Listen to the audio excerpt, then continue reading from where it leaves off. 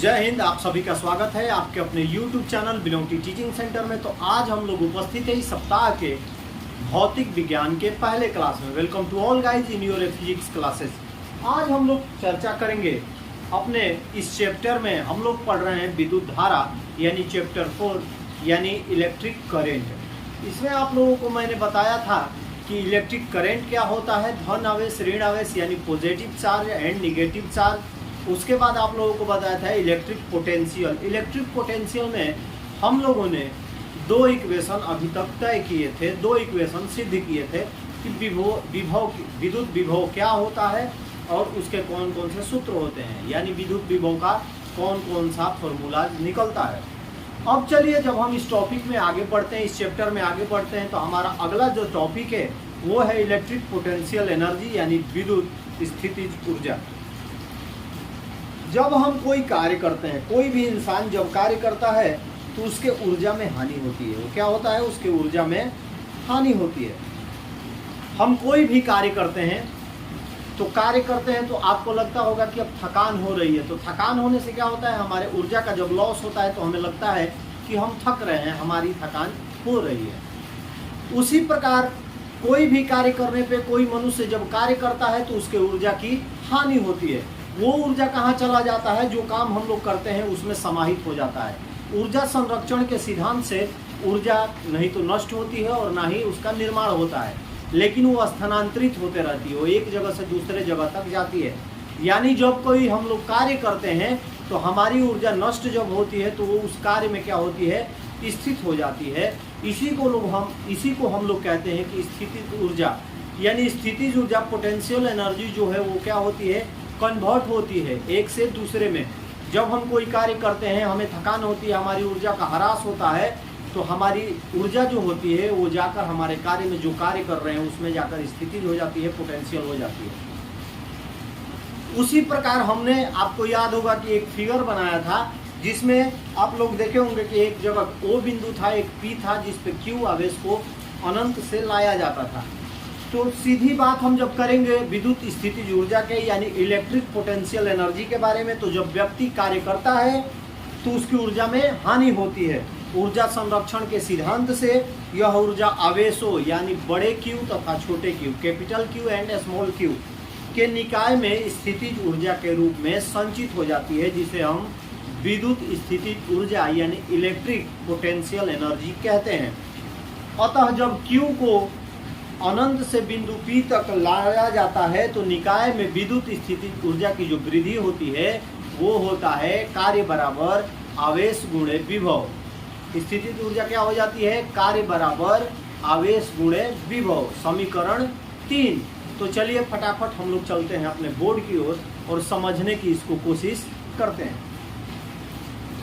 विद्युत स्थितिज ऊर्जा इलेक्ट्रिक पोटेंशियल एनर्जी। जब व्यक्ति कार्य करता है तो उसकी ऊर्जा में हानि होती है। ऊर्जा संरक्षण सिद्धांत से यह ऊर्जा आवेशों Q तथा Q, बड़े Q तथा छोटे Q के निकाय में स्थितिज ऊर्जा के रूप में संचित हो जाती है। इसे हम विद्युत स्थितिज ऊर्जा कहते हैं। अतः जब आवेश Q को अनंत से बिंदु Q तक लाया जाता है तो निकाय की विद्युत स्थितिज ऊर्जा की वृद्धि जो होती है वो W बराबर Q भी। इसके पहले समीकरण 2 था, ये हमारा हो गया इक्वेशन 3 यानी समीकरण 3, यानी कार्य बराबर आवेश गुणे विभव। We talk about electric potential energy when a person does this work. There is a loss in this energy by the principle of conservation of energy. This energy will be stored in the form of the potential energy in the system of charge capital Q and small q. We call this the electric potential energy. So when the charge small q is brought from infinity to the point P, then the increase in the electric potential energy of the system W equal to Q into V, यानी कि work equal to charge into potential, electric potential, समीकरण 3, equation 3। तो विद्युत स्थितिज ऊर्जा आप लोग समझ गए कि कोई भी जब कार्य करता है तो उसकी ऊर्जा की हानि होती है। तो उसकी हानि नहीं होती, जो वो कार्य करते रहता है उसमें हमारी ऊर्जा स्थानांतरित होकर स्थित हो जाती है, जिसे हम लोग इलेक्ट्रिक पोटेंशियल एनर्जी कहते हैं। इसका सूत्र होता है कार्य बराबर आवेश गुणे विभव, यानी work equal to charge into electric potential, equation 3 समीकरण 3। उम्मीद है आप लोगों को अच्छी तरह से समझ में आया होगा, तो इसको फटाफट नोट कर लीजिए। उसके बाद चलते हैं हम विद्युत विभव के अगले नेक्स्ट टॉपिक की।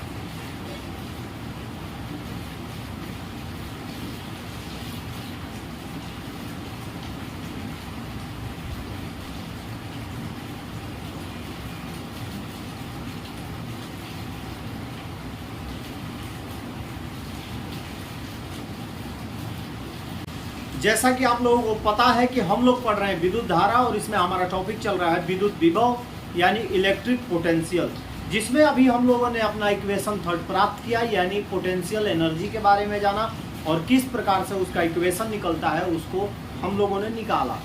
अब चलिए बात करते हैं हम लोग अपने अगले टॉपिक के बारे में, यानी विद्युत विभव को आखिर मापा जाता होगा, उसका यूनिट होता होगा, उसी के द्वारा मापा जाता है। जैसे हम लोग अपने अगल बगल के सामानों को मात्रक मानकर कुछ मापते हैं, मीटर, सेंटीमीटर, किलो, ग्राम, ये सब क्या होते हैं, ये यूनिट होते हैं, मात्रक होते हैं किसी भी वस्तु को मापने के लिए। तो विद्युत विभव का भी मात्रक होगा। तो चलिए जानते हैं आज इस क्लास में, इस चैप्टर में, कि विद्युत विभव का क्या मात्रक होता है। तो सबसे पहले देखिए कि विद्युत विभव का एसआई मात्रक होता है जूल बटा कूलम, जूल प्रति कूलम जिसे कहा जाता है। यानी विद्युत विभव का मात्रक क्या होता है, जूल बटा कूलम। तो जूल बटा कूलम को ही वोल्ट बोला जाता है। क्या बोला जाता है, वोल्ट बोला जाता है। आप लोग सुने होंगे ये इतने वोल्ट की बैटरी है, ये 20 वोल्ट की बैटरी है, ये 50 वोल्ट की बैटरी है, 100 वोल्ट की बैटरी है, 12 वोल्ट की बैटरी है, 6 वोल्ट की बैटरी है। तो आखिर वोल्ट होता क्या है, तो वोल्ट बराबर होता है जूल बटा कूलम। अब जूल क्या है, कूलम क्या है, ये आगे आप चैप्टर में समझेंगे। आप लोग 9th क्लास में ही पढ़ लिए होंगे कि जूल क्या होता है, कूलम क्या होता है। तो वोल्ट जो होता है वो इलेक्ट्रिक पोटेंशियल का एसआई यूनिट होता है। V = J/C, यानी 1 वोल्ट बराबर 1 जूल बटा में 1 कूलम होता है। तो विद्युत विभव का एसआई मात्रक जो होता है वो वोल्ट होता है। क्या होता है, वोल्ट होता है। चलिए एक बार बोर्ड पे देखते हैं। विद्युत विभव का एसआई मात्रक जूल बटा कूलम, यानी SI unit of electric potential is joule by coulomb. Joule प्रति कूलम को वोल्ट कहा जाता है, जिसे V द्वारा सूचित किया जाता है। जूल पर coulomb is called volt which is denoted by V। 1 volt equal to 1 joule by 1 coulomb equal to V बराबर J/C, यानी V जो होता है वो क्या होता है, एसआई मात्रक होता है किसका, इलेक्ट्रिक पोटेंशियल का। ये हमेशा आप लोग याद रखिएगा, आपके ऑब्जेक्टिव क्वेश्चन बहुत पूछे जाते हैं कि विद्युत विभव का एसआई मात्रक क्या होता है, यानी SI unit of electric potential is equal to volt. अतः विद्युत विभव का एसआई मात्रक वोल्ट होता है। So SI unit of electric potential is volt. ये आपको क्लियरिटी हो गई होगी। अब आगे जब चलते हैं तो विद्युत विभव कब कैसा होता है इसके बारे में जानेंगे। तो नोट में मैंने लिखा है कि अनावेशित वस्तुओं का विद्युत विभव शून्य होता है, यानी जिन वस्तुओं पर आवेश न हो, चार्ज न हो, उन वस्तुओं का विद्युत विभव इलेक्ट्रिक पोटेंशियल जो होता है वो जीरो होता है, शून्य होता है। यानी जब उस पे चार्ज रहेगा, उस पे आवेश रहेगा, तभी विद्युत विभव होगा, नहीं तो उस पे विद्युत विभव नहीं होता है। यानी जब किसी वस्तु पर कोई आवेश न हो, अनावेशित हो, तो उन पर विद्युत विभव शून्य होता है। तथा जब किसी धनात्मक वस्तु पर विद्युत विभव देखेंगे तो वो हमेशा धनात्मक होगा, पॉजिटिव होगा। यानी किसी भी वस्तु पे जब धन आवेश रहता है तो उसका विद्युत विभव जो होता है पॉजिटिव होता है, धनात्मक होता है। और जब किसी वस्तु पर ऋण आवेश रहता है तो उसका विद्युत विभव हमेशा ही निगेटिव होता है, ऋणात्मक होता है। चलिए देखिए, नोट दिखाई दे रहा होगा। अनावेशित वस्तु का विभव शून्य होता है, एक धनावेशित वस्तु का विभव धनात्मक तथा एक ऋणावेशित वस्तु का विभव ऋणात्मक होता है। The potential of an uncharged object is zero and the potential of a positively object is positive and the potential of a negatively object is negative। कहने का मतलब है कि जब किसी वस्तु पर कोई आवेश नहीं रहेगा तो हमारा विद्युत विभव शून्य रहेगा, और जब हमारे किसी वस्तु पर धन आवेश रहेगा तो उसका विद्युत विभव धनात्मक होगा, यानी पॉजिटिव होगा। और जब किसी वस्तु पर ऋण आवेश रहेगा तो उस पर हमारा विद्युत विभव ऋणात्मक होगा। तो इसको नोट कर लीजिए। उसके बाद चलते हैं इस चैप्टर के अगले टॉपिक के आगे।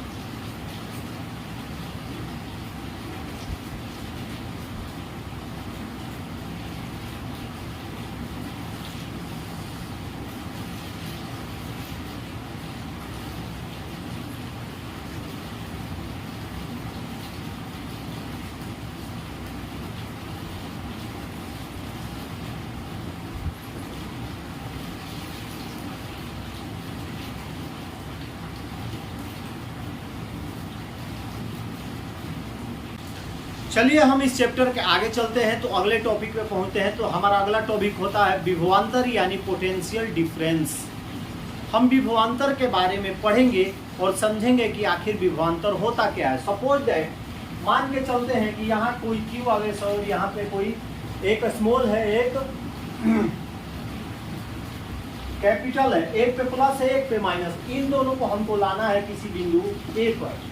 इसको लाने में कुछ कार्य किया गया और इसको लाने में कुछ कार्य किया गया। That means A Q minus A Q, ये हमारा हो गया विभवांतर यानी विभव का अंतर। यानी किसी दो बिंदुओं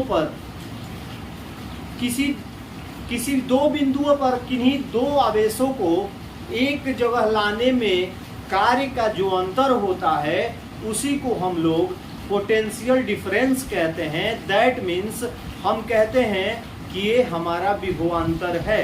यानी किसी एक बिंदु पर किन्हीं दो वस्तुओं को लाने में जो कार्य होता है उसी के अंतर को विभवांतर कहा जाता है। यानी कोई वस्तु को हम लोग कहीं दूर से लेके आते हैं एक साइड से और दूसरी साइड से, दोनों को एक बिंदु पे लाना है, तो उनमें जो कार्य होता है और उन कार्य में जो अंतर रहता है, मान के चलिए कि ये आ गया 5 मिनट में और ये आ गया 7 मिनट में, तो 7 - 5 = 2, ये जो हमारा हो गया। यानी किसी एक बिंदु पर किन्हीं दो वस्तुओं को लाने में किए गए कार्य के अंतर को ही विभवांतर कहा जाता है। सीधी सीधी भाषा में समझ लीजिए, विभवांतर यानी पोटेंशियल डिफरेंस, किन्हीं दो बिंदुओं के बीच विभवांतर की माप उस कार्य से होती है जो प्रति एकांक आवेश को एक बिंदु से दूसरे बिंदु तक ले जाने में किया जाता है। यानी विभवांतर क्या कहेंगे, किन्हीं दो बिंदुओं को एक आवेश को दूसरे आवेश तक ले जाने में जो कार्य होता है उसी को हम लोग विभवांतर कहते हैं। तो चलिए कल विभवांतर के बारे में हम लोग पूरा डिस्क्राइब के साथ पढ़ेंगे। आज की वीडियो जो है आपकी छोटी है क्योंकि समय का थोड़ा पाबंदी है। तो उम्मीद है आप लोगों को समझ में आ गया होगा। तो चलिए हम लोग आगे मिलते हैं कल अपने अगले क्लास में। तब तक के लिए आप सभी को जय हिंद, अपना ख्याल रखिए और बड़ों का हमेशा ही सम्मान कीजिए। इसको नोट कर लीजिए।